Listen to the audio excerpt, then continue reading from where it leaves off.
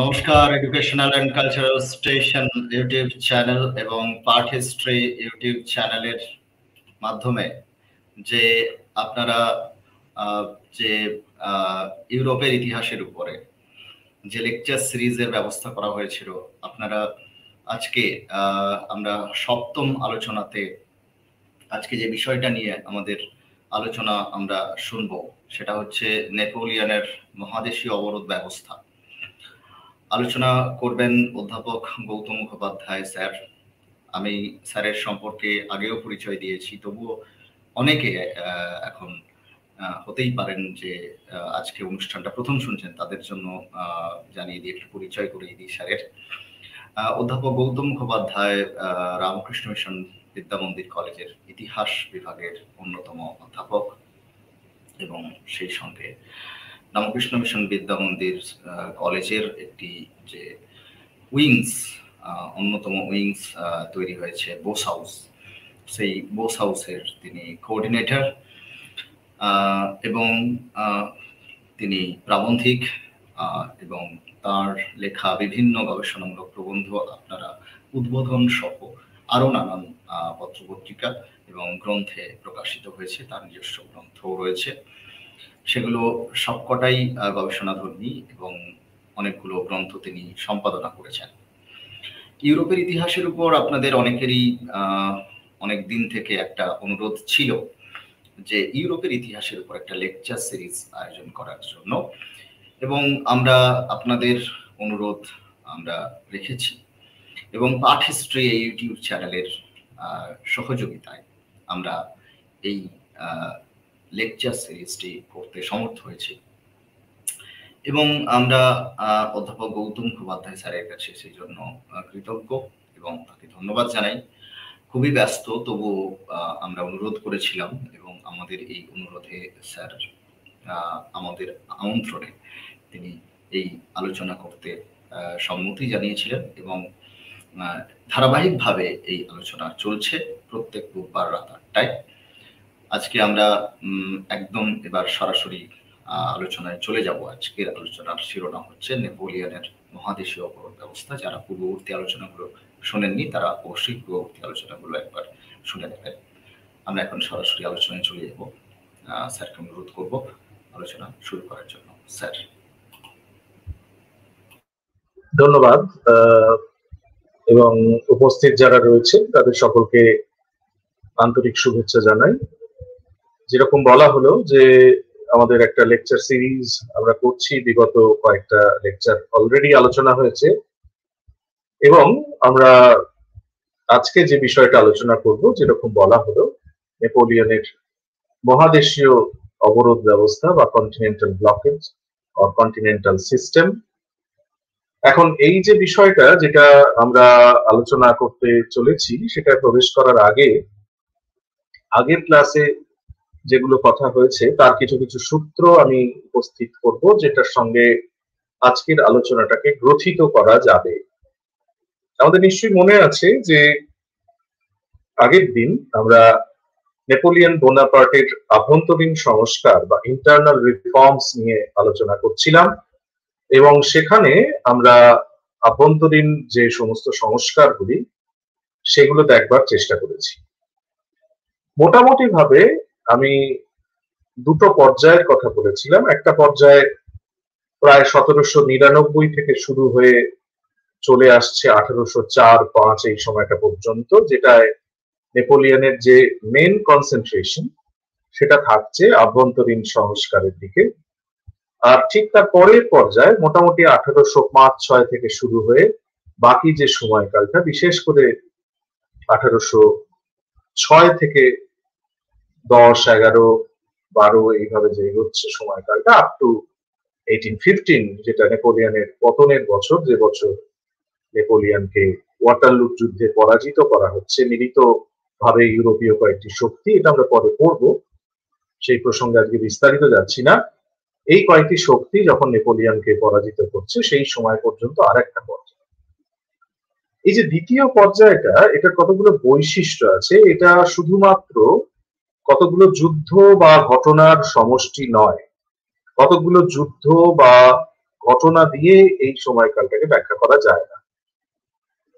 আসলে নেপোলিয়ন যখন সুনিশ্চিত হচ্ছেন যে তার আভ্যন্তরীণ সংস্কারের কাজটি শেষ হয়েছে, তখন ধীরে ধীরে তিনি ইউরোপের অন্যান্য শক্তির উপর একটা আধিপত্য বিস্তারের প্রচেষ্টা নিচ্ছেন, এবং এই সময়ের যে নেপোলিয়ন বোনাপার্টকে আমরা পাচ্ছি, তার যে প্রকৃতি, তার যে ভাবনা, সেটা বেশ খানিকটা আলাদা।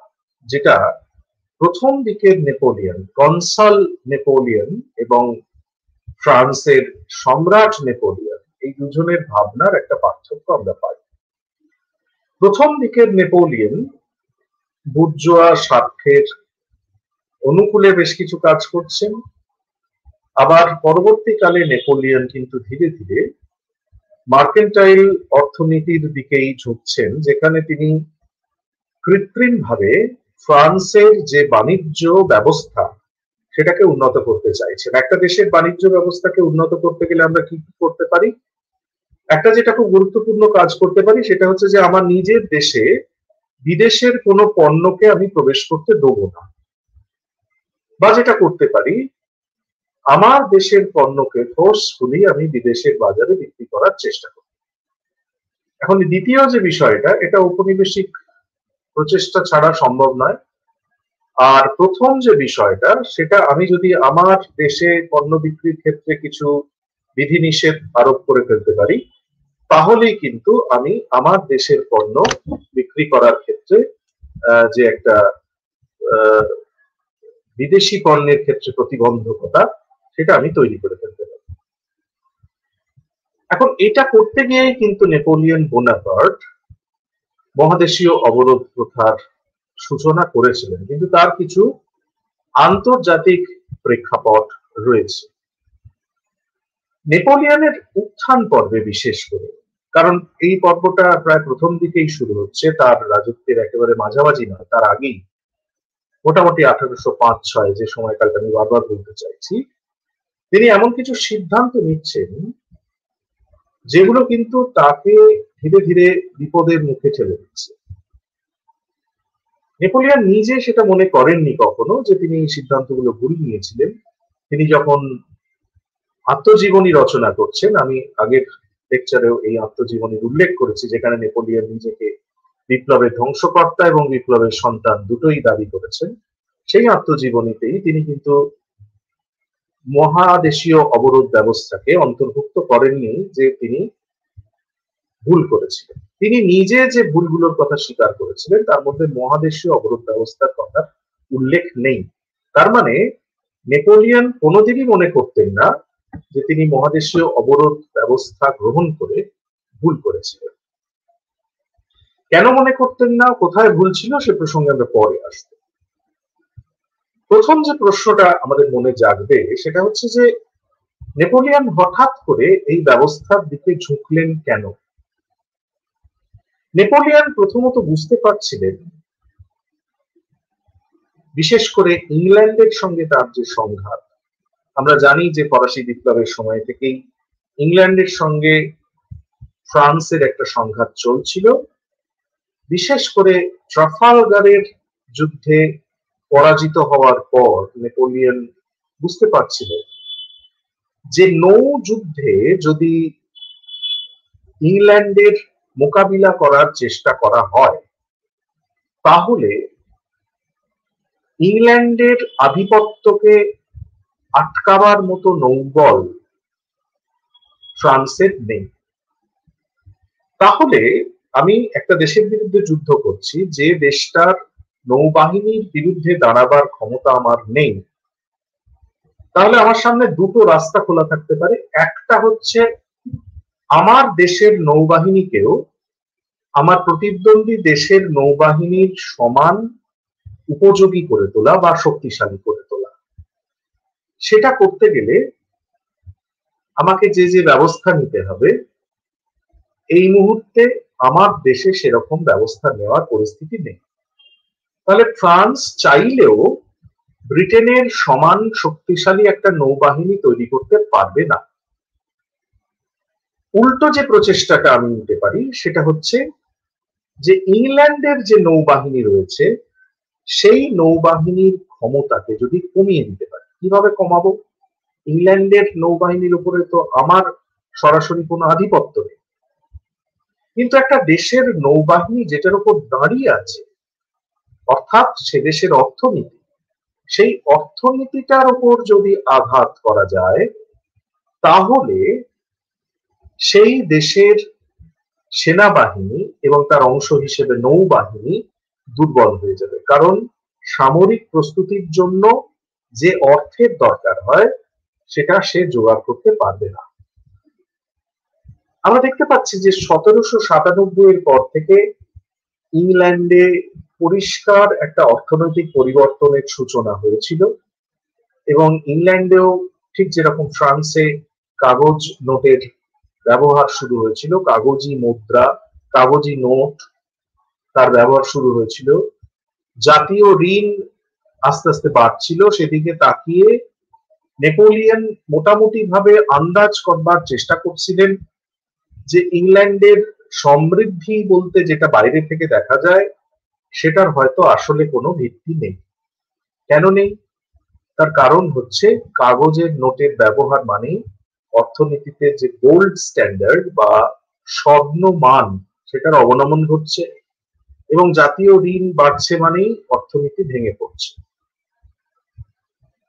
তাহলে ইংল্যান্ডের অর্থনীতি যে মূল পিলারটার উপর দাঁড়িয়ে রয়েছে সেটা হচ্ছে ইংল্যান্ডের সারা বিশ্ব জুড়ে বাণিজ্য। তাহলে একদিকে একটা অর্থনৈতিক সংকটের সম্ভাবনা রয়েছে, ভেতরে ভেতরে একটা শূন্যতা তৈরি হচ্ছে, তার উপরে ইংল্যান্ডের এই যে জগৎ জোড়া বাণিজ্য, এটাকে যদি কোনোভাবে আঘাত করা যায় তাহলে কিন্তু ইংল্যান্ডের অর্থনীতি ভেঙে পড়বে, এবং অর্থনীতি ভেঙে পড়লেই তার সেনাবাহিনী দুর্বল হবে। এটা একটা থিওরিটিক্যাল মডেল বা একটা তাত্ত্বিক নির্মাণ, যেটা নেপোলিয়নের ভাবনার দিক থেকে যদি আমরা বিচার করি একেবারে আনকোয়েশ্চেনেবল, পারফেক্ট। এবং ইংল্যান্ড ইউরোপে যে সমস্ত দ্রব্য সামগ্রী রপ্তানি করছে তার বৃহৎ অংশ বা তার যে র মেটেরিয়ালস বা প্রডিউসড গুডস, যেগুলো একেবারে তৈরি হওয়া বিভিন্ন পণ্য, সেগুলো আসছে ইংল্যান্ডের বিভিন্ন উপনিবেশ থেকে, এবং কিছুটা তার নিজের দেশের প্রোডাকশন, অর্থাৎ তার দেশে যে ইন্ডাস্ট্রিয়াল প্রোডাকশন হচ্ছে সেটা সে দেশের ইন্ডিজিনাস যে ডিমান্ড বা যে মার্কেট, অর্থাৎ তার নিজের দেশের যে বাজার, তার চাহিদা পূরণ করে ইউরোপের বাজারে উদ্বৃত্ত দ্রব্য সামগ্রীকে সে বিক্রি করছে। সেখান থেকে তার কিছুটা বাড়তি মুনাফা হচ্ছে। তাহলে এই বাড়তি মুনাফাটাকে যদি আটকে দেওয়া যায় তাহলে অর্থনীতি ভেঙে পড়তে পারে, এবং আটকে দেওয়ার একটা খুব সহজ রাস্তা হচ্ছে যে ইংল্যান্ডের এই বহির্মুখী যে বাণিজ্য সেটাকে আটকে দেওয়া হয়, এবং তার ফলশ্রুতি হিসেবে ইংল্যান্ডের বণিক শ্রেণী, শিল্পপতি সকলেই ক্ষতিগ্রস্ত হবে, বেকার সমস্যা বাড়বে, এবং ইংল্যান্ড তার খাদ্যের জন্য ইউরোপের উপর অনেকটাই নির্ভরশীল ছিল। তাই যদি ইংল্যান্ডকে কোনোভাবে আটকে দেওয়া যায়, ব্লক করে দেওয়া যায়, তাহলে একদিকে যেমন তার বাণিজ্য বন্ধ হবে, তেমনি তার পাশাপাশি তার খাবারের সংকট তৈরি হবে, যার ফলে তার নিজের দেশের মধ্যেই বেকারত্ব, ক্ষোভ, অসন্তোষ, রাজনৈতিক প্রতিক্রিয়া, রাজনৈতিক সংকট, সংঘাত এইগুলো দেখা দেবে। এবং নেপোলিয়ন খুব ভালো জানতেন, যেহেতু ফরাসি বিপ্লবের অভিজ্ঞতা ফ্রান্সের ছিল, যে একটা দেশে অরাজকতা যদি দেখা দেয় তাহলে সেই দেশটা কিভাবে ক্ষতিগ্রস্ত হতে পারে, এবং নেপোলিয়ন প্রায় সেরকমই একটা পরিস্থিতিতে ইংল্যান্ডকে নিয়ে আসতে চেয়েছিলেন। তিনি আশা করেছিলেন যে ইংল্যান্ড শেষ পর্যন্ত ফ্রান্সের কাছে নতি স্বীকার করতে বাধ্য হবে। এটা একটা দিক। দ্বিতীয় দিকটা, যেটা খুব ভয়ঙ্কর একটা পরিকল্পনা, সেখানে নেপোলিয়নের মনে হয়েছিল যে যে মুহূর্তে ইউরোপের বাজার থেকে ইংল্যান্ডকে সরিয়ে দেওয়া যাবে, তাকে আটকে দেওয়া যাবে, তখনই ইউরোপের বাজারে উৎপাদিত পণ্যের একটা শূন্যতা, একটা চাহিদা তৈরি হয়ে যাবে। কারণ চাহিদাটা ছিলই, যোগানটা ইংল্যান্ড দিত, সেটা বন্ধ হয়ে গেছে, তার ফলশ্রুতি হিসেবে চাহিদাটা থেকে যাবে, কিন্তু যোগানটা বন্ধ হয়ে যাবে, যোগানটা থাকবে না। এই বিকল্প যোগান, এই যে শূন্যতার ফলে যে একটা চাহিদা থেকে যাবে, এই চাহিদাটা মেটাবে কারা? এই চাহিদাটা মেটাবে ফ্রান্সের শিল্পপতিরা। তার ফলে অটোমেটিক্যালি ফ্রান্সের একটা ইন্টারন্যাশনাল মার্কেট তৈরি হয়ে যাবে, এবং সেটা তৈরি হয়ে গেলে ফ্রান্সের শিল্পোৎপাদনের যে একটা চাহিদা, একটা রেডি মার্কেট, সেটা যখনই তৈরি হবে, যখনই থেকে যাবে, অটোমেটিক্যালি ফ্রান্সের উৎপাদন ব্যবস্থা সমৃদ্ধ হবে, চাহিদা থেকে এটা আসবে, অটোমেটিক্যালি আসবে। আলফ্রেড কোবান যখন হিস্ট্রি অফ ফ্রান্স লিখছেন, তার সেকেন্ড ভলিউমে তিনি পরিষ্কার দেখাচ্ছেন যে এই ধরনের বাণিজ্যিক অস্ত্রের যে নীতি, সেটা কিন্তু নেপোলিয়নের নিজের উদ্ভাবন নয়। বস্তুত বিপ্লব চলাকালীন 1793 খ্রিস্টাব্দে ইংল্যান্ডের বিরুদ্ধে এই ধরনের একটা নীতি প্রয়োগ করার চেষ্টা হয়েছিল, কিন্তু সেই প্রচেষ্টাটা খুব সংঘবদ্ধ ছিল না, খুব ওয়েল অর্গানাইজড ছিল না, তার ফলশ্রুতি হিসেবে সেটাকে সাকসেসফুল করা যায়নি। So the planning was there, but Napoleon first tried to implement it successfully. Napoleon প্রথম সাফল্যের সঙ্গে সুপরিকল্পিতভাবে এই নীতিটাকে প্রয়োগ করার চেষ্টা করছে। এবং শুধু তাই নয়, কোভান আরো মনে করছেন যে এটার পিছনে নেপোলিয়নের একটা বিরাট আর্থিক স্বার্থ ছিল। আমি একটু আগেই বলেছি যে সেটা খানিকটা। এবং শুধু তাই নয়, সমগ্র ইউরোপ বিভিন্ন পণ্যের জন্য ফ্রান্সের মুখাপেক্ষী হয়ে পড়বে, ফ্রান্সের শিল্পায়ন ঘটবে, শিল্পজাত পণ্যের বাজার মিলবে সারা পৃথিবীব্যাপী, এবং পরিষ্কারভাবে এক ধরনের বোনাপার্টিস্ট কোলবার্টিজম, কোবান যেটাকে বলছেন বোনাপার্টিস্ট কোলবার্টিজম, একটা শুরু হবে, একটা ভয়ঙ্কর ব্যাপার। শিল্পায়নের এই চাহিদার সঙ্গে সামঞ্জস্য রেখে নিজের দেশে ইনফ্রাস্ট্রাকচারাল ডেভেলপমেন্টের প্রস্তুতি শুরু হয়ে গেছে। প্রযুক্তিবিদ্যা শিখবার স্কুল খোলা হচ্ছে, শিল্প পণ্য বিক্রির ব্যবস্থা করা হচ্ছে, যাতে করে দ্রুত শিল্প পরিবহন করা যায় তার ব্যবস্থা করা হচ্ছে, শিল্প মেলার ব্যবস্থা করা হচ্ছে, আবিষ্কারক যারা যারা বিভিন্ন ধরনের ইনভেনশন করবেন, মেশিনস এটসেট্রা, তাদের জন্য পুরস্কার ঘোষণা করা হচ্ছে। এবং শুধু তাই নয়, কোন কোন ক্ষেত্রে তিনি ব্রিটিশদের কাছ থেকে মেশিন এবং শ্রমিকদের ফ্রান্সে আনছেন। বিশেষ করে অমিয়র চুক্তির পর, এই চুক্তিটা ফ্রান্সের সঙ্গে হয়েছিল, একটা শান্তি চুক্তি। আমি এক্ষেত্রেও একটুখানি বলতে বাধ্য হচ্ছি, অনেক ক্ষেত্রে এই ট্রিটিটাকে অনেকে অমিয়েন্স বলে উচ্চারণ করেন, এটা অমিয়র চুক্তি। এটার ফলশ্রুতি হিসেবে ফ্রান্সে আসছে ইংল্যান্ডের মেশিন, ইংল্যান্ডের শ্রমিক, এবং ফ্রান্সের যারা শিল্পপতি তারা ব্রিটেনের কারখানা পরিদর্শন করছেন। এটা একটা কিন্তু খুব পরিষ্কার, কি বলবো, একটা হোমওয়ার্কের মতো, যেখানে পরিষ্কারভাবে ব্রিটেনকে দুর্বল করে ফ্রান্সের আর্থিক প্রগতিকে নিশ্চিত করতে চাওয়া হচ্ছে। অর্থাৎ দুটো উদ্দেশ্যের, একদিকে ব্রিটেনকে দুর্বল করা, আরেকদিকে ফ্রান্সের আর্থিক প্রগতিকে সুনিশ্চিত করা। এবং তিনি আন্দাজ করছিলেন যে যদি ফ্রান্সের এই আর্থিক প্রগতিকে সুনিশ্চিত করা যায়, তাহলে ফ্রান্সের যে শিল্পপতি সমাজ, ফ্রান্সের যে বুর্জোয়া শ্রেণী, তারা নেপোলিয়নকে ভীষণভাবে সমর্থন করবে। এখন তাহলে এটা তো গেল একটা থিওরিটিক্যাল অ্যাসপেক্ট, তাত্ত্বিকভাবে এরকম একটা পরিকল্পনা করা হচ্ছে, যেটা অসাধারণ একটা পরিকল্পনা। এটাকে যদি বাস্তবায়িত করা যায়, পরিষ্কার বোঝা যাচ্ছে যে ফ্রান্স সাকসেসফুল হবে। কিন্তু কথা হচ্ছে, ইন প্র্যাকটিস, যখন আমি বাস্তবে এই পরিকল্পনা রূপায়িত করতে যাব, তখন আমাকে দুটো জিনিস খেয়াল রাখতে হবে। এক, ইংল্যান্ডে তৈরি জিনিস যাতে ইউরোপের বাজারে ঢুকতে না পারে, তার জন্য ইউরোপের সম্পূর্ণ কোস্টাল এরিয়া বা সমুদ্র তীরবর্তী অঞ্চল জুড়ে বা তটরেখা জুড়ে ফ্রান্সের নৌবাহিনীর নিয়ন্ত্রণকে আনকোয়েশ্চেনেবল হতে হবে, আনকনটেস্টেড হতে হবে, একেবারে সুনিশ্চিত নিয়ন্ত্রণ থাকতে হবে, কর্তৃত্ব থাকতে হবে। তা না হলে যদি এই নিয়ন্ত্রণ কোনোভাবে শিথিল হয়, তাহলে ইংল্যান্ডের জাহাজ কিন্তু সেই ফাঁক গলে ইউরোপীয় বাজারে প্রবেশ করে যাবে।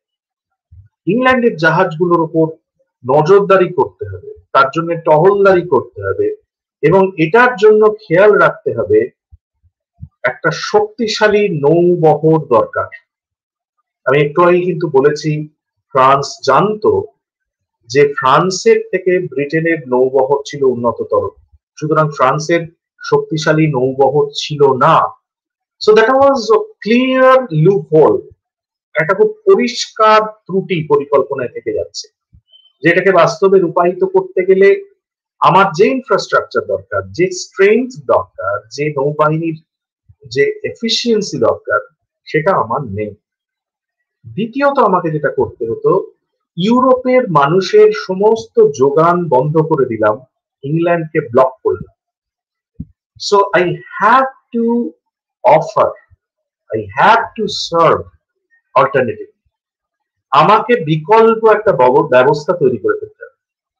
ফ্রান্সের তৈরি জিনিসপত্র দিয়ে ইউরোপের চাহিদা মেটাবো পরিকল্পনা করেছি, কিন্তু এখানে যেটা সব থেকে বড় প্রশ্ন ছিল সেটা হচ্ছে যে ফ্রান্সের ইন্ডাস্ট্রিয়ালাইজেশন কি সেই স্টেজে ছিল যাতে করে ফ্রান্স ইংল্যান্ডের বিকল্প হয়ে উঠতে পারে?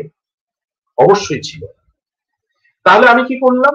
আমি ইংল্যান্ডকে আটকে দিলাম, ইউরোপের মানুষের কাছে সমস্ত পণ্যের যোগান বন্ধ হয়ে গেল, বিকল্প যোগানের ব্যবস্থা ফ্রান্স থেকে করা হবে, কিন্তু ফ্রান্সের সেই ইনফ্রাস্ট্রাকচার নেই অত দ্রুত শিল্প বিপ্লব ঘটিয়ে সমগ্র ইউরোপের চাহিদাকে মিটিয়ে দেবে, যেটা ইংল্যান্ডের পক্ষে সম্ভব ছিল তার ইন্ডাস্ট্রিয়াল ডেভেলপমেন্টের জন্য, তার সারা বিশ্ব জুড়ে যে উপনিবেশ স্থাপিত হয়েছিল সেটার জন্য। এই ইনফ্রাস্ট্রাকচার কিন্তু ফ্রান্সের নেই। তার মানে আমি ইংল্যান্ডকে সম্পূর্ণ আটকে দিয়ে ইউরোপের বাজার দখল করব, এই পরিকল্পনা থিওরিটিক্যালি যতই জোরদার মনে হোক, বাস্তবতার দিক থেকে ছিল অবান্তর। সুতরাং অর্থনীতির জগতে নেপোলিয়ন যে পরিকল্পনাটা করেছিলেন, সেই পরিকল্পনা ছিল একেবারে একটা ইউটোপিয়ান প্ল্যান। আশা করি এটা আমি বোঝাতে পেরেছি। সুতরাং প্রথম যে কাজটা করার দরকার ছিল, সেখানেও কিন্তু আনকোয়েশ্চেনেবল কন্ট্রোল, আনকনটেস্টেড কন্ট্রোল ফ্রান্স সুনিশ্চিত করতে পারেনি। দ্বিতীয়ত, পণ্যের যোগানের দিক থেকে ইউরোপীয় বাজারের যে চাহিদা ছিল, সেই চাহিদা ফ্রান্স মেটাতে পারেনি। তাহলে শুরুতেই আমরা দেখে নিলাম যে নেপোলিয়ন বোনাপার্ট যে পরিকল্পনা করতে চাইছেন সেটা বাস্তবে রূপায়িত হওয়া সম্ভব ছিল না। এখন তাহলে প্রশ্ন হলো, আমরা এখনো ঘটনা পরম্পরার দিকে ঢুকিনি, আমরা ফ্যাকচুয়াল ডিটেলসে যাওয়ার আগে এই থিওরিটিক্যাল জায়গাটাকে খুব ভালো করে বুঝে নেওয়ার চেষ্টা করি। তাহলে পরিষ্কার মনে হচ্ছে যে ফ্রান্সের পক্ষে ইংল্যান্ডের ক্ষতি করা মোটেই সম্ভব ছিল না। তাহলে মহাদেশীয় অবরোধ নিয়ে এত ধরনের সমস্যা হচ্ছে কেন? কারণ নেপোলিয়ন তো আমরা দেখতে পাচ্ছি শত চেষ্টা করলেও ইংল্যান্ডকে সমস্যার মধ্যে ফেলতে পারবে না।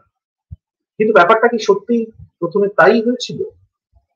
আমরা এইবার একটু ঘটনা পরম্পরার দিকে তাকাবো। মোটামুটি ভাবে 1805-6 সময়কাল থেকে যে ঘটনা পরম্পরা শুরু হবে, এবং সেখানে আমরা দেখবার চেষ্টা করবো যে কিভাবে দুটি দেশের মধ্যে এই টানাপোড়েনটা চলছে এবং কোন স্টেজে কে এগিয়ে যাচ্ছে। আমরা দেখতে পাচ্ছি যে বিশেষ করে 1806 খ্রিস্টাব্দে এসে বিদেশ নীতির ক্ষেত্রে নেপোলিয়নের একটা আত্মবিশ্বাস তৈরি হচ্ছে।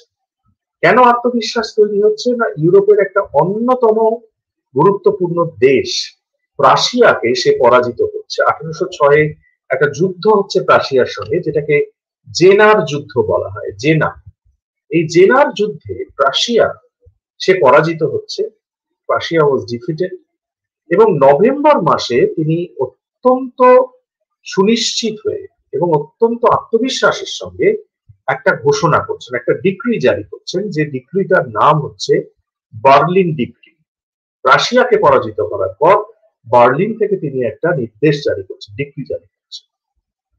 সেখানে পরিষ্কার বলে দেওয়া হচ্ছে যে ফ্রান্স, ইংল্যান্ড এবং তার উপনিবেশগুলোর সঙ্গে সমস্ত ধরনের বাণিজ্যিক সম্পর্ক ছিন্ন করছে, এবং শুধু তাই নয়, ইংল্যান্ডের বিরুদ্ধে আনুষ্ঠানিকভাবে তিনি একটা নৌ অবরোধ ঘোষণা করছেন, যেখানে পরিষ্কার বলা হচ্ছে যে ইংল্যান্ডের কোনো বাণিজ্য জাহাজ ইউরোপের মাটিতে নোঙর করতে পারবে না। প্রাথমিক পর্বে রাশিয়া এই ডিক্রিকে মানতে বাধ্য হচ্ছে, কারণ সদ্য 1806 খ্রিস্টাব্দে জেনার যুদ্ধে রাশিয়া পরাজিত হয়েছে, এবং অদ্ভুতভাবে নেপোলিয়নের ভয়ে কোনোভাবে রাশিয়াও কিন্তু এই নিষেধাজ্ঞা মানতে রাজি হচ্ছে। খেয়াল রাখতে হবে, প্রথম দিকে কিন্তু ইউরোপিয়ান কান্ট্রিগুলো এর গুরুত্বটা বুঝতে পারেনি, এবং তারা অনেকেই নেপোলিয়নকে নিয়ে লাফালাফি করেছে, এবং তার এই যে প্রস্তাব বা এই নির্দেশ বলতে পারি এটাকে, নির্দেশটাকে তারা মানবার জন্য সচেষ্ট হয়েছে। আরেকটু কয়েক মাস পরে আমরা দেখতে পাচ্ছি ইউরোপের তিনটি প্রধান গুরুত্বপূর্ণ শক্তিশালী দেশ, খেয়াল রাখতে হবে যারা কিন্তু পরবর্তীকালে নেপোলিয়নের বিপদটাকে বুঝতে পেরেছিলেন এবং নেপোলিয়নের বিরুদ্ধে অস্ত্র ধারণ করেছিলেন, তারাই কিন্তু এই সময়ে দাঁড়িয়ে, আমি অস্ট্রিয়ার কথা বলছি, আমি রাশিয়ার কথা বলছি, আমি রাশিয়ার কথা আগেই বলেছি, তারা প্রত্যেকেই কিন্তু ইংল্যান্ডের বিরুদ্ধে গিয়ে দাঁড়াচ্ছে। এইভাবে কিন্তু ইংল্যান্ডকে দুদিক থেকে নেপোলিয়ন প্রাথমিক পর্বে কোণঠাসা করতে সক্ষম হচ্ছেন। So in the initial stage Napoleon became successful, Napoleon সফল, কারণ নেপোলিয়ন একদিকে নৌ অবরোধ জারি করছেন, আরেকদিকে কৌশলে ইংল্যান্ডকে মিত্রহীন করছেন, তার কোনো বন্ধু নেই। ফেলিক্স মার্খাম বলে একজন ঐতিহাসিক নিউ কেমব্রিজ মডার্ন হিস্ট্রিতে পরিষ্কারভাবে তিনি লিখছেন যে নেপোলিয়নের ঘোষণা আসলে ব্রিটিশ দ্বীপপুঞ্জের বাণিজ্যিক অবরোধ নয়, তিনি যেটাকে বেশি গুরুত্ব দিচ্ছেন সেটা হচ্ছে ব্রিটিশ পণ্য বয়কট করা। কারণ ফ্রান্সের যে মিত্র রাজ্যগুলি, তারা তাদের দিক থেকে তারা ব্রিটেনে পণ্য পাঠানো যাতে চালু রাখতে পারে সেটা তিনি সুনিশ্চিত করতে চেয়েছিলেন। অর্থাৎ কি হবে, একমুখী পণ্য যাবে, অর্থাৎ যদি কোনো মিত্র রাজ্য ফ্রান্সের মিত্র হয়, সে তার দেশের পণ্য ব্রিটেনে পাঠাতে পারবে। নেপোলিয়নের মনে হয়েছিল এতে সেই দেশের কোনো লোকসান হবে না, কিন্তু উল্টে সে ব্রিটিশ পণ্য নিজের দেশে আনতে পারবে না। এখানে একটা সমস্যা আছে। নেপোলিয়ন এটা আদৌ ভেবে দেখেননি যে ব্রিটেনে যদি সমস্ত উৎপাদন ব্যবস্থাকে বন্ধ করে দেওয়া হয়, তাহলে ব্রিটেনে কিন্তু বিদেশি পণ্যের চাহিদা কমে যাবে। কারণ ফ্রান্সের মিত্র রাজ্যগুলি বা রাষ্ট্রগুলি তারা প্রধানত ব্রিটেনে র মেটেরিয়াল সাপ্লাই দিত। তাহলে ব্রিটিশ পণ্য উৎপাদনই যদি ধাক্কা পেয়ে যায়, তাহলে এই রাষ্ট্রগুলিরও কিন্তু র মেটেরিয়াল বিক্রি ধাক্কা খেয়ে যাবে। অর্থাৎ ব্রিটেনে নৌ অবরোধ জারি করে নেপোলিয়ন কিন্তু আসলে তার মিত্র রাষ্ট্রগুলিরই পরোক্ষে ক্ষতি সাধন করেছিলেন। সুতরাং এখানেও কিন্তু একটা মিস্টেক, একটা ভুল ক্যালকুলেশন আমরা দেখতে পাচ্ছি। এই ঘোষণা যখন করা হয়, তখন প্রথম কথা, ফ্রান্সের এই ঘোষণা নিয়ে ব্রিটেন খুব একটা সিরিয়াস ছিল না। অনেক ক্ষেত্রে আমরা দেখতে পাচ্ছি ব্রিটেনের বিভিন্ন পত্রপত্রিকায় এই নিয়ে হাসি তামাশাও করা হয়েছে, কিন্তু 1807-এর জুলাই মাসে ইংল্যান্ডের সঙ্গে যখন আমেরিকার জলযুদ্ধের একটা সম্ভাবনা দেখা দিল, তখন ব্রিটিশ সরকার প্রমাদ গুনতে শুরু করলো যে এরকমটা যদি চলতেই থাকে, তাহলে সেই পরিস্থিতিতে যদি যুদ্ধ শুরু হয়, তাহলে কিন্তু ব্রিটেনের অর্থনীতির পক্ষে সেটা মোটেই খুব একটা ভালো হবে না। সুতরাং সঙ্গে সঙ্গে ইংল্যান্ড একটা প্রতিরক্ষা হিসাবে নির্দেশ জারি করছে, যেটাকে অর্ডার্স ইন কাউন্সিল বলা হয়। সেখানে উল্টে ফ্রান্সের বিরুদ্ধে একটা নৌ অবরোধ জারি করা হচ্ছে। সেখানে বলা হচ্ছে যে নিরপেক্ষ কোনো দেশের জাহাজ, যারা এখনো পর্যন্ত ফ্রান্সের পক্ষে যোগ দেয়নি এমন জাহাজ, তারা যদি ফ্রান্সে ঢুকতে চায় বা ইউরোপে ঢুকতে চায়, তাহলে তাদেরকে ঢুকতে দেওয়া হবে না, আটকানো হবে। অর্থাৎ এটা একটা পাল্টা নৌ অবরোধ। তাহলে কি দেখা যাচ্ছে যে এটার ফলশ্রুতি হিসেবে নেপোলিয়ন কিছুটা কোণঠাসা হওয়ার সম্ভাবনা তৈরি হচ্ছে, যে বিরুদ্ধে অন্য জাহাজকে ফ্রান্স এবং ইউরোপে ঢুকতে না দেয়। সঙ্গে সঙ্গে নেপোলিয়ন যেটা করলেন, 1807 খ্রিস্টাব্দে তিনি আরো দুটো নির্দেশ জারি করলেন। একটা নাম হচ্ছে ফন্টেনব্লিউ ডিক্রি, আর একটা নাম হচ্ছে মিলান ডিক্রি। ফন্টেনব্লিউ আর মিলান, এই দুটো ডিক্রি জারি করছেন। তিনি পরিষ্কার বলে দিলেন যে নিরপেক্ষ দেশের কোনো জাহাজ যদি ইংল্যান্ডের অর্ডার্স ইন কাউন্সিল মেনে নেয়, তাহলে সেই জাহাজকে শত্রুপক্ষের জাহাজ বলে গণ্য করা হবে, সেই জাহাজকে ইভেন ব্রিটিশ জাহাজ বলে মনে করা হবে, এবং তাকে বাজেয়াপ্ত করা হবে বা দরকার হবে ধ্বংস করা। সুতরাং 1807 এই পর্যন্ত আমরা কিন্তু দেখতে পাচ্ছি ইংল্যান্ড যথেষ্ট বেকায়দায়, এবং ইংল্যান্ডের বিদেশি বাণিজ্যের উপরে, রপ্তানি বাণিজ্যের উপরে এর যে নেগেটিভ ইম্প্যাক্ট, সেটা 1808 থেকে আমরা সুস্পষ্টভাবে দেখতে পাচ্ছি। ইংল্যান্ডের রপ্তানি বাণিজ্য বিশেষভাবে কমে যাচ্ছে, বাল্টিক সাগরের সঙ্গে ইংল্যান্ডের বাণিজ্য ক্ষতিগ্রস্ত হচ্ছে, ইংল্যান্ডের নৌবহরের জন্য প্রয়োজনীয় দ্রব্য সামগ্রী এই বাল্টিক অঞ্চল থেকে আসতো, সেখান থেকেও যেহেতু এক্সপোর্ট আটকে দেওয়া হচ্ছে কোনো কোনো সময়, এর ফলশ্রুতি হিসেবে নতুন করে ইংল্যান্ডের সমস্যা তৈরি হচ্ছে। এবং শুধু তাই নয়, নেপোলিয়ন 1809 খ্রিস্টাব্দে অস্ট্রিয়ার বিরুদ্ধে সাফল্য অর্জন করছে, অস্ট্রিয়ার বিরুদ্ধে তার যুদ্ধ হচ্ছে, কারণ মিত্র শক্তি হলেও নেপোলিয়ন ধীরে ধীরে সাম্রাজ্য বিস্তার করছিলেন, অস্ট্রিয়াকে পরাজিত করছেন। এর ফলশ্রুতি হিসেবে নেপোলিয়নের স্থলভাগের ক্ষমতা অনেক বেড়ে যাচ্ছে। এবং শুধু তাই নয়, 1810-এ হল্যান্ড দখল করছেন, এবং শুধু তাই নয়, এইভাবে ধীরে ধীরে বেআইনি ব্যবসার জন্য তিনি এক ধরনের ট্রাইব্যুনাল গঠন করছেন, বিচারালয় গঠন করছেন। এবং শুধু তাই নয়, তিনি এটা পরিষ্কার ঘোষণা করছেন যে তার দ্বারা বিজিত ইউরোপের এই যে বিস্তৃত ভূখণ্ড, এই পুরো ভূখণ্ড জুড়ে সমস্ত অঞ্চলে ফ্রান্সের উৎপাদিত পণ্য বিক্রি করে তিনি অর্থ রোজগার করতে চাইছেন। সুতরাং এইভাবে নানাভাবে তিনি বিভিন্ন দেশকেও জব্দ করতে চাইছেন।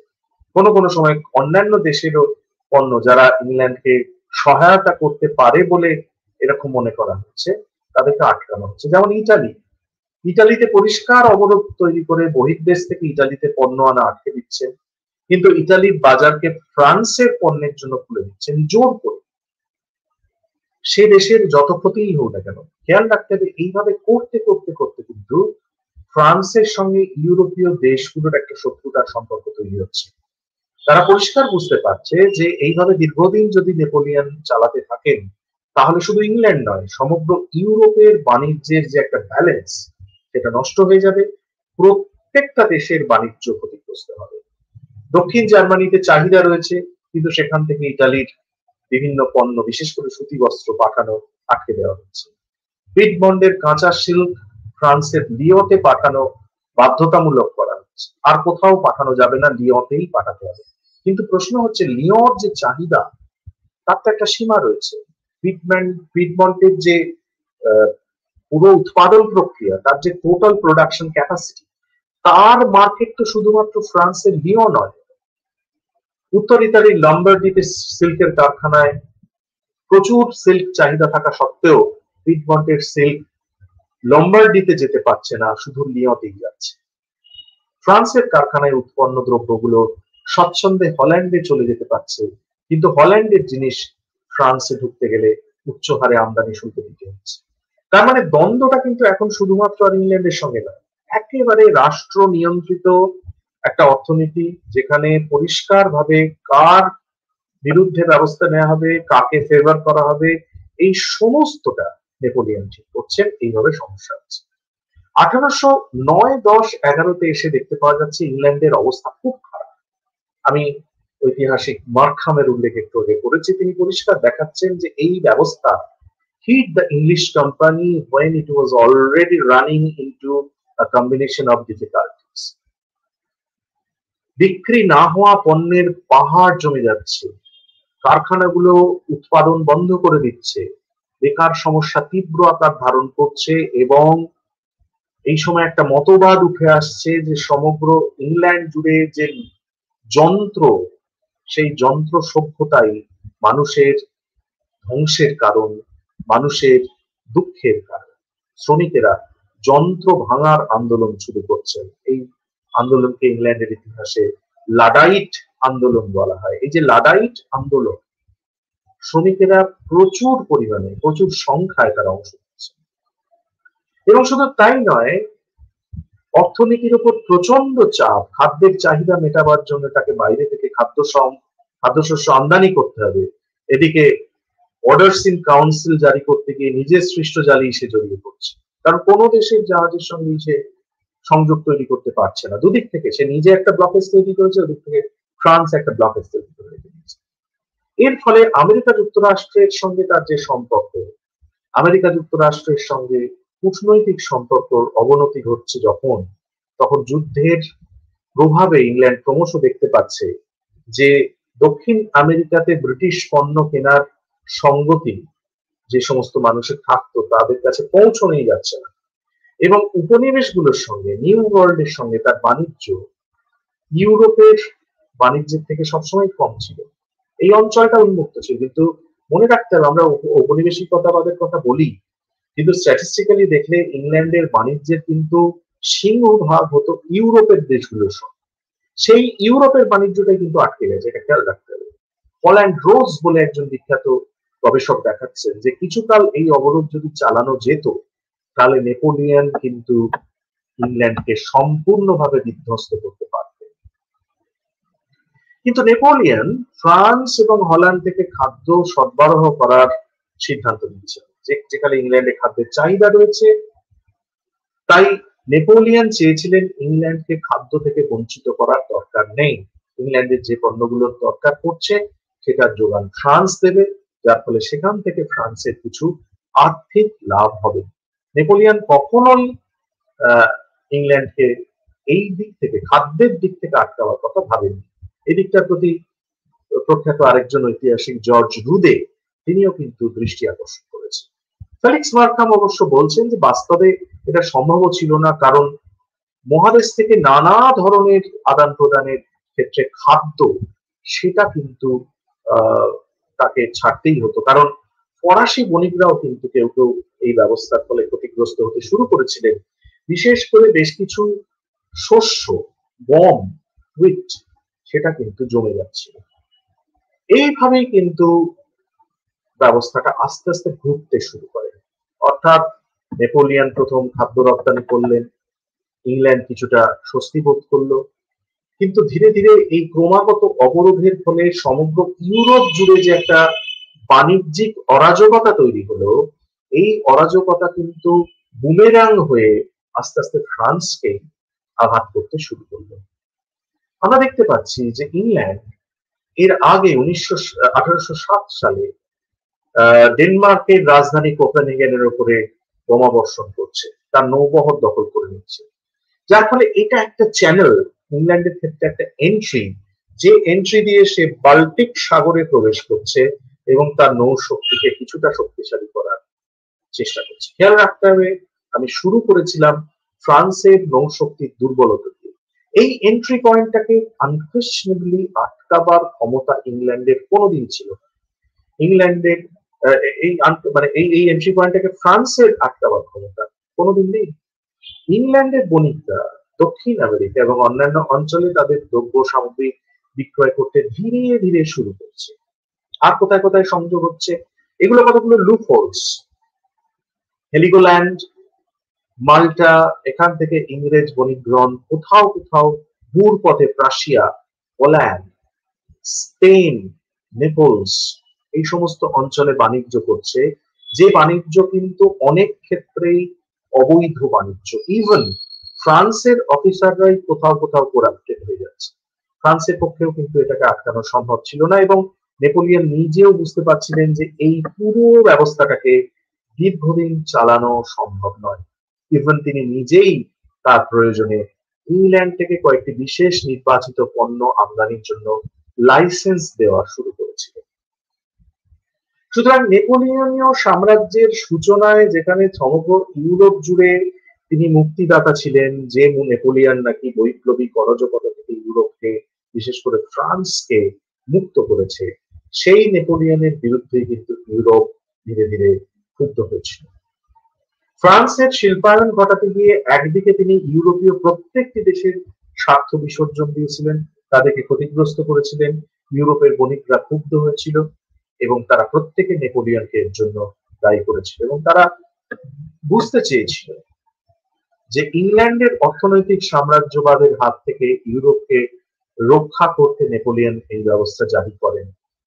নেপোলিয়ন তাদেরকে কনভিন্স করতে চেয়েছিলেন যে ইংল্যান্ডের এটা একটা অর্থনৈতিক সাম্রাজ্যবাদ বা ইকোনমিক ইম্পেরিয়ালিজম, যেটার হাত থেকে বাঁচবার জন্য, ইউরোপের মানুষকে রক্ষা করার জন্য তিনি ইংল্যান্ডের বিরুদ্ধে নৌ অবরোধ জারি করছেন। কিন্তু ইউরোপের মানুষ অচিরেই বুঝতে পারলো যে ব্রিটিশ অর্থনৈতিক সাম্রাজ্যবাদের থেকেও ফরাসি অর্থনৈতিক সাম্রাজ্যবাদ ভয়ঙ্কর। কারণ ইংল্যান্ডেরটা যদি অর্থনৈতিক সাম্রাজ্যবাদ হয়, এই মুহূর্তে ফ্রান্স যেটা করছে সেটাও এক ধরনের অর্থনৈতিক সাম্রাজ্যবাদ। সুতরাং একটা সাম্রাজ্যবাদের বিকল্প কখনো আর একটা সাম্রাজ্যবাদ হতে পারে না। এবং শুধুমাত্র তাই নয়, লাইসেন্স যখন তিনি দিচ্ছেন সেখানে পরিষ্কারভাবে ফ্রান্সের বণিকদেরকে বেশি সুযোগ সুবিধা দেওয়া হচ্ছে।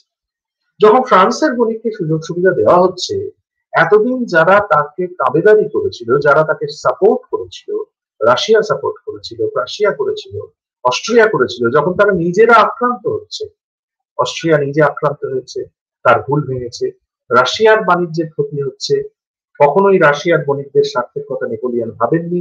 একচেটিয়া ভাবে ফ্রান্সের বণিকদের লাইসেন্স বিতরণ করা হয়েছে। ধীরে ধীরে রাশিয়া ক্ষুব্ধ হচ্ছে, বুঝতে পারছে তারা ভুল করেছে, তারা গোপনে ইংল্যান্ডের সঙ্গে সংযোগ রক্ষা করার চেষ্টা করছে, কারণ তারা বুঝতে পারছিল একটা মিলিত শক্তি ছাড়া ফ্রান্সের হাত থেকে বাঁচবার উপায় নেই। এবং শুধু তাই নয়, তারা পরিষ্কার এটাও বুঝতে পারছিলেন যে নেপোলিয়নের হাত থেকে যদি বেরোতে হয়, যেভাবে নেপোলিয়ন সমগ্র ইউরোপ জুড়ে একটা সাম্রাজ্য তৈরি করতে চাইছে, সেটার হাত থেকে যদি বেরোতে হয় তাহলে মিলিতভাবে এই শক্তির বিরুদ্ধে রুখে দাঁড়াতে হবে। তাহলে নেপোলিয়ন বোনাপার্ট মহাদেশীয় অবরোধের কথা উল্লেখ না করলেও এই মহাদেশীয় অবরোধের সূত্র ধরেই বিভিন্ন দেশের সঙ্গে তার শত্রুতা তৈরি হয়েছিল, যে শত্রুতার কথা কিন্তু তিনি তার পতনের কাহিনী লিপিবদ্ধ করতে গিয়ে উল্লেখ করেছিলেন। সেই শত্রুতার উৎস কিন্তু আমাদের খেয়াল রাখতে হবে মহাদেশীয় অবরোধ। এবং এই যে অবৈধ বাণিজ্য যেটার কথা আমি উল্লেখ করেছি, সেখানে সরকারি কর্মচারী, সামরিক বাহিনী তথা নৌবাহিনী প্রধান প্রত্যেকে ইনভলভ হয়ে যাচ্ছে। নেপোলিয়ন নিজেও কোনো কোনো পণ্য ইংল্যান্ড থেকে আমদানি করছে, ইভেন তার সেনাবাহিনীর ইউনিফর্ম, জুতো, এইগুলো ইংল্যান্ড থেকে আমদানি হচ্ছে। সুতরাং ইংল্যান্ডের এই অবরোধ জারি করে ফ্রান্সে যেভাবে একটা শিল্পায়ন হবে বলে আশা করা হয়েছিল, ফ্রান্সের শিল্পায়ন কিন্তু সেই জায়গায় রিচ করতে পারেনি, কারণ এত র্যাপিড একটা গ্রোথ কখনোই সম্ভব ছিল না। এই পরিপূরক উপাদানগুলো কখনোই এই উপনিবেশজাত কাঁচামালের সমকক্ষ হলো না, বা ফ্রান্সের উৎপাদিত পণ্য কখনো সমগ্র ইউরোপের বাজারে যোগান দেওয়ার সমকক্ষ স্তরে পৌঁছতে পারলো না। তার একটা বিরাট জায়গা হচ্ছে যে ইংল্যান্ডের বিস্তৃত যে উপনিবেশ, সেখান থেকে যত র মেটেরিয়াল আমদানি করা হতো, ফ্রান্সে কিন্তু এই ইনফ্রাস্ট্রাকচার ছিল না। এদিকটার প্রতি আলফ্রেড কোবান দৃষ্টি আকর্ষণ করেছে যে ফ্রান্সের বাণিজ্য প্রধানত চলত স্থলপথে।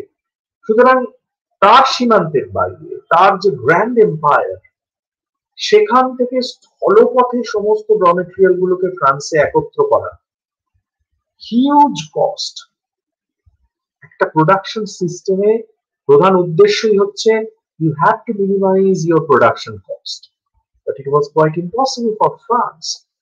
ফেলিক্স মার্খাম দেখাচ্ছেন যে এর পাশাপাশি ফ্রান্সের যে যুদ্ধ, সেই যুদ্ধের ক্ষতিপূরণ এবং অন্যান্য শোষণের ফলে ইউরোপের মার্কেটের যে পারচেজিং পাওয়ার, আমি পণ্য বিক্রি করতে চাইছি, কোথায় বিক্রি করছি? যে দেশের সঙ্গে আমি যুদ্ধ করেছি, তার ইকোনমিটাই ধ্বংস হয়ে গেছে, তার কেনার ক্ষমতাটা চলে গেছে। সেই বাজারের উপর নির্ভর করে আমি শিল্প প্রসারের স্বপ্ন দেখছি, তাহলে ফ্রান্সের বুর্জোয়া শ্রেণী যে আশা করেছিল সেই দিক থেকে তারাও বঞ্চিত হয়েছিল। তারাও ধীরে ধীরে মহাদেশীয় অবরোধের ব্যাপারে ক্ষুব্ধ হচ্ছে, নেপোলিয়নের বিরুদ্ধে তারা ক্ষুব্ধ হচ্ছে।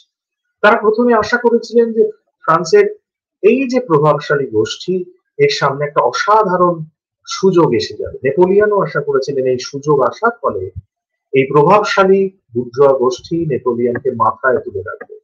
কিন্তু আমরা দেখতে পাচ্ছি যে উল্টে 1810-11 সময়ে ফ্রান্সে নতুন করে একটা ইনফ্লেশন, একটা মন্দা দেখা দিচ্ছে, এবং তার জন্য ফ্রান্সের যারা বণিক শ্রেণী, বুর্জোয়া শ্রেণী নেপোলিয়নকেই দায়ী করছেন এবং তাদের সমর্থন নেপোলিয়ন ধীরে ধীরে হারাচ্ছেন। তার পায়ের তলা থেকে মাটি সরছে এবং প্রভাব প্রতিপত্তি বৃদ্ধি হওয়ার সঙ্গে সঙ্গে বুর্জোয়া শ্রেণী নেপোলিয়নের একনায়কতন্ত্র থেকে বেরিয়ে আসার কথা ভাবছে। তারা ভাবছে এটা ঠিক নয়, তারা কোনো উজ্জ্বল ভবিষ্যৎ দেখতে পাচ্ছে না। তারা সরকারে অংশগ্রহণের জন্য উদ্গ্রীব ছিল, তারা উদ্গ্রীব ছিল ক্ষমতা ভোগ করার জন্য, যে কারণে কনস্টিটিউয়েন্ট অ্যাসেম্বলিকে তারা নিয়ন্ত্রণ করতে চেয়েছিল। সেই বুর্জোয়ারা নেপোলিয়নের চমকে আর মানে আর আর আর আর বিমোহিত হচ্ছে না। নেপোলিয়নের ভাগ্য বিপর্যয়ের সময় এই বুর্জোয়া ক্লাস কিন্তু তার সহায় হয়নি, তারা তাকে পরিত্যাগ করেছিল। তারা তাকে স্বেচ্ছায় এবং অত্যন্ত সহজে পরিত্যাগ করেছিল, যেখানে নানা ধরনের সমস্যা। একদিকে শ্রমিক ছাঁটাই, কারণ এক্সপেক্টেড ইকোনমিক ডেভেলপমেন্ট যদি না হয় তাহলে শ্রমিক শ্রেণীকেও সেইভাবে অংশগ্রহণে মানে সেইভাবে ইনভলভ করা যায়নি, তাদেরকেও ছাঁটাই করতে হচ্ছে। তারপরে তারা অসন্তুষ্ট হচ্ছে। অর্থাৎ এইভাবে একটা অর্থনীতিকে নিয়ন্ত্রণ করতে গিয়ে নেপোলিয়ন তার সম্পূর্ণ ক্ষমতাকে অতিক্রম করেছে।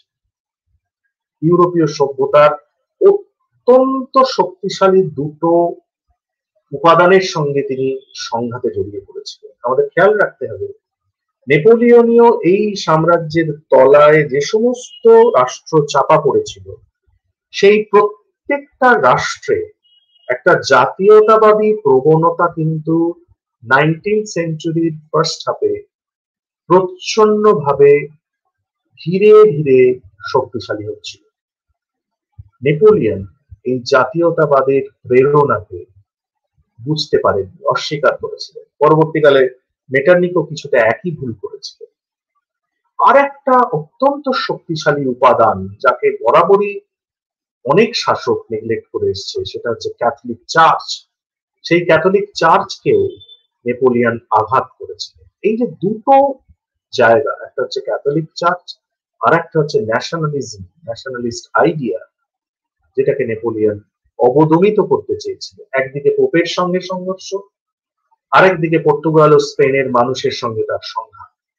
স্পেনের মানুষের যে জাতীয়তাবাদী ভাবনা, তার সঙ্গে সংঘাত, পর্তুগালের সঙ্গে সংঘাত, রাশিয়াতে এরপর যা ঘটছে তার পিছনেও বিদ্বেষ, নানা ধরনের সমস্যা। অর্থাৎ ইংল্যান্ডের সঙ্গে দীর্ঘকালীন শত্রুতা ছাড়াও নেপোলিয়নের যে ডাইনামিজম, যে একটা অদ্ভুত একটা সচলতা, তার অপরিসীম উচ্চাকাঙ্ক্ষা, 19 শতকের প্রথমে জাতীয়তাবাদী যে আবেগ সেটাকে চাপা দিতে চেয়েছিল, তার অন্তর্নিহিত শক্তিকে বুঝে নেওয়ার ক্ষেত্রে যে ব্যর্থতা, রুদের ভাষায় his arrogant unconcern for popular and natural sovereignty, প্রাকৃতিক যে সার্বভৌমত্বের ধারণা, মানুষের সার্বভৌমত্বের ধারণা, সেটাকে তিনি অস্বীকার করতে চেয়েছিলেন। জাতীয়তাবাদ, একটা দেশের যে ভাবনা, তার যে আবেগ, সেটাকে তিনি অস্বীকার করেছিলেন। সুতরাং মহাদেশীয় অবরোধ করতে গিয়ে তার সাম্রাজ্য যে জাতীয়তাবাদের বিরোধিতা করছে, শুধু অর্থনীতিকে ক্ষতিগ্রস্ত করছে তা নয়, একটা স্বৈরতান্ত্রিক রূপ পরিগ্রহ করছে, এটাকে মাথায় রাখতে হবে। এই জায়গাটাতেই কিন্তু ফেলিক্স মার্খাম পরিষ্কার গুরুত্ব দিচ্ছেন যে এই যে জাতীয়তাবাদের বিরোধী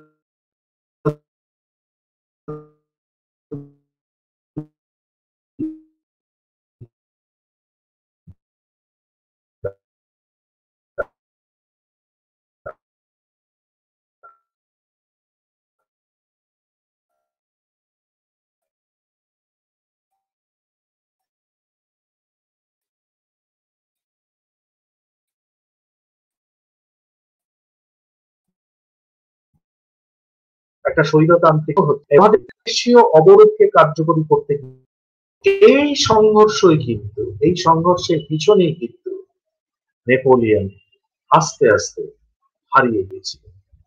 স্পেনের যুদ্ধে জড়িয়েছেন, রাশিয়ার সঙ্গে সম্পর্কের অবনতি ঘটিয়েছিলেন, পোপকে বন্দী করেছিলেন।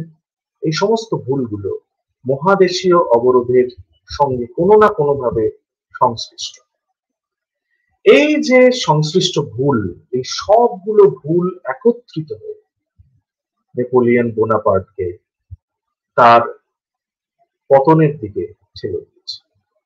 এই সমস্ত কিছু থেকে এই প্রত্যেকটা দেশ বেরিয়ে আসতে চেয়েছিল। এই যে বেরিয়ে আসার প্রচেষ্টা, তারই ফলশ্রুতি হিসেবে তারা ইউনিফাই হচ্ছে।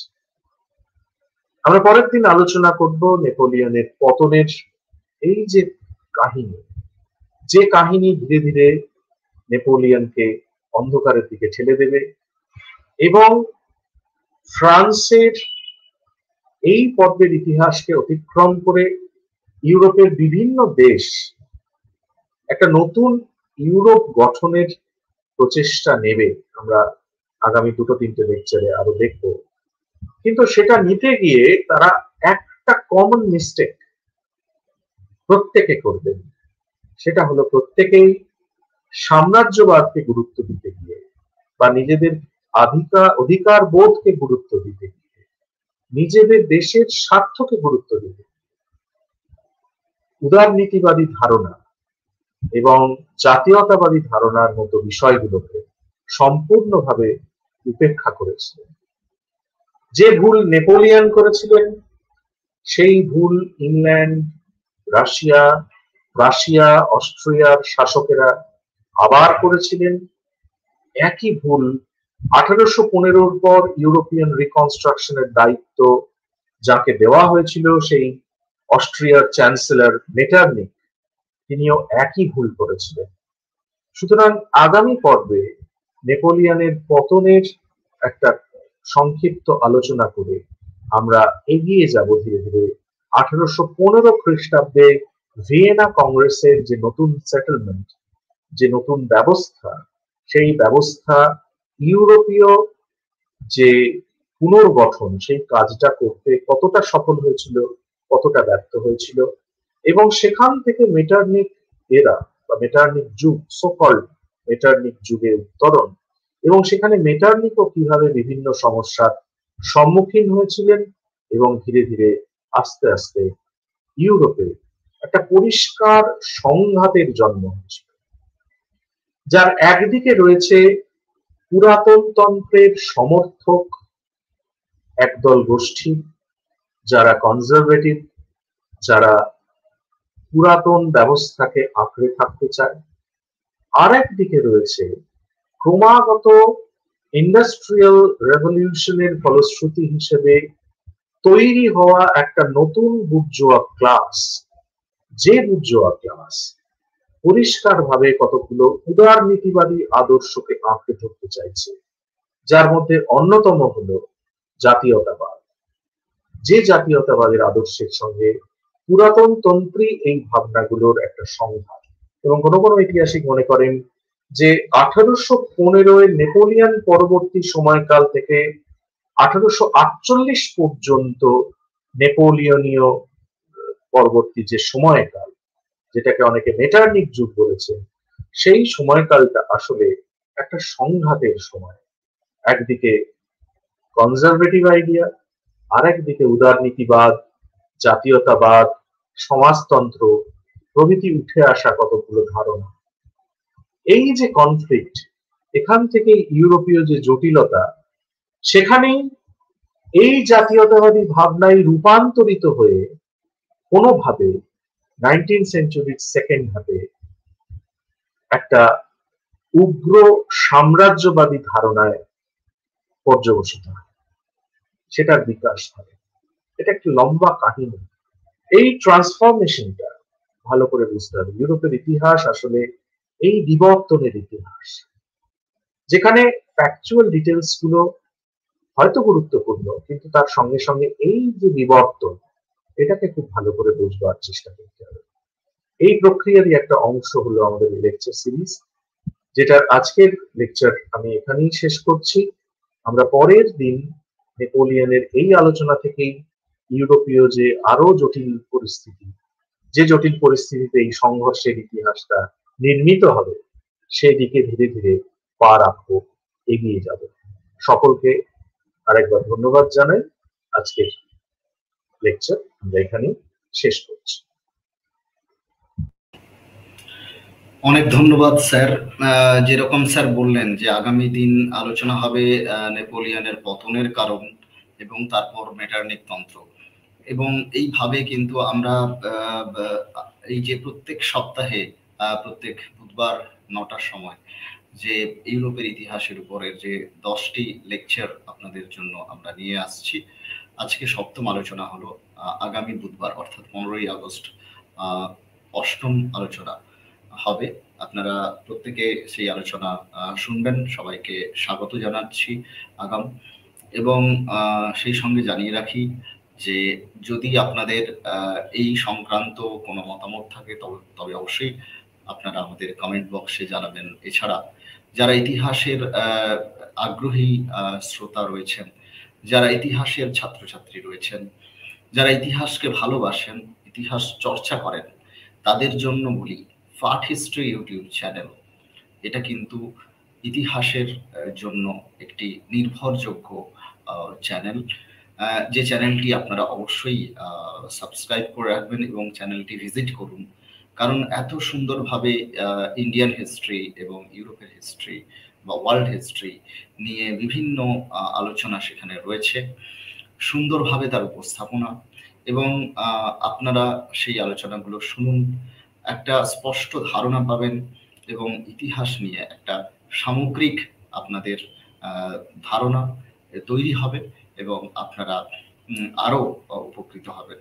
আজকে এই যে লেকচার সিরিজটি হলো, এই লেকচার সিরিজটি পার্ট হিস্ট্রি এবং এডুকেশনাল অ্যান্ড কালচারাল স্টেশন এই দুটো ইউটিউব চ্যানেলে যৌথ ব্যবস্থাপনায় হলো।